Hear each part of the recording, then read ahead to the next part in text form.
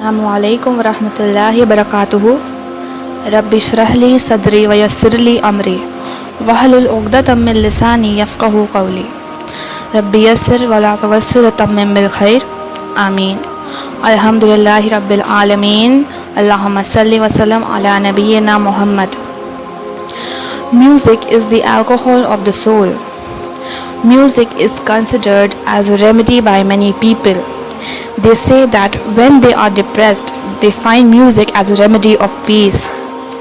People also say that music can heal the wounds that medicine cannot touch. Is this the right way of life to attain peace?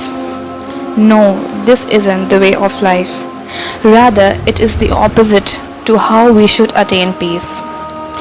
The Messenger of Allah, Muhammad sallallahu alaihi wasallam said, "There will be people among my ummah who regard as permissible zina, silk, alcohol and musical instruments." Reported by Al-Bukhari.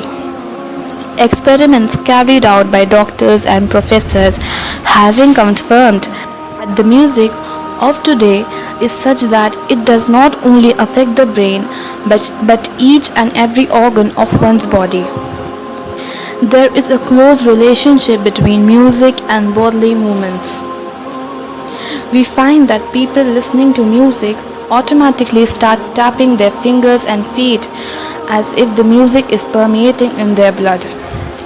It is also proved that music affects one's emotion, increases arousal in terms of alertness and excitement, and also leads to various physiological changes in the person.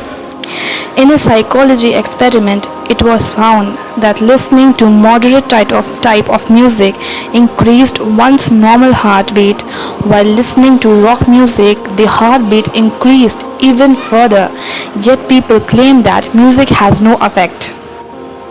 It is very ignorant and misguided attitude to perceive music as a form of pleasure and passing of time, since the messages of today's music follow a general theme of love, fornication, drugs and freedom. Music and Iman both cannot occupy the heart at the same time. I repeat, music and Iman both cannot occupy the heart at the same time.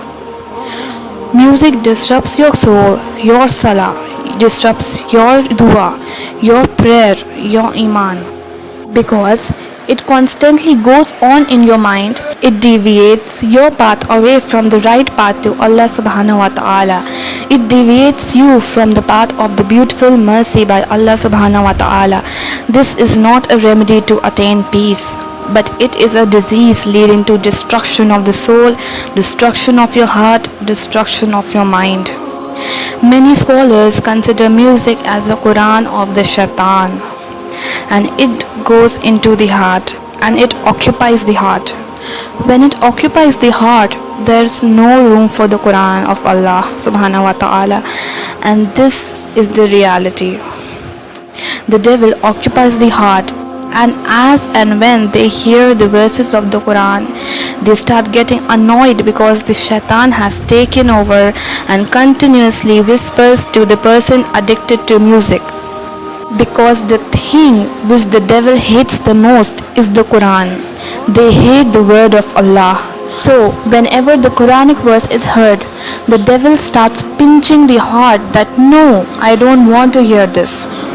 So do not feed the shaitan. Do not feed it by music. Throw all your CDs away. Delete each and every song. Delete all the song apps, not only from the devices but also from your heart and mind by reading and listening to the Quran and its translation. Clean your heart with the verses of the Quran. Indeed, Quran is the cure to a diseased heart, and a heart occupied by music is a diseased heart. So it's never too late now. Repent sincerely to Allah ar-Rahman and turn to Him before you return to Him. Subhanakallahumma wa bihamdika ashhadu an la ilaha illa anta wa astaghfiruka wa atubu ilayhi.